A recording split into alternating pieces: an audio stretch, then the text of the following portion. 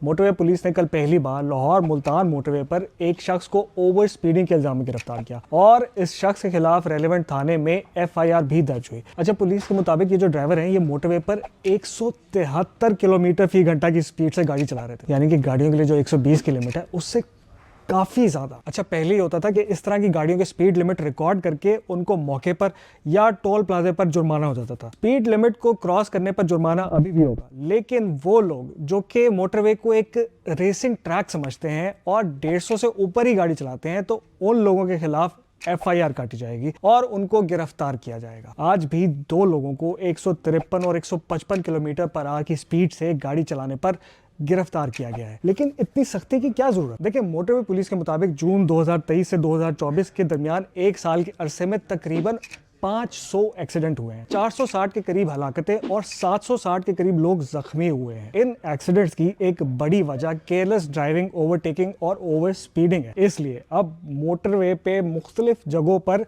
over speeding के खिलाफ warnings display कर दी गई हैं, ताकि अगर खुली सड़क देखकर किसी का दिल ललचाता भी है तो शायद वो सजा के डर से ही अपने आप को कंट्रोल कर लें, क्योंकि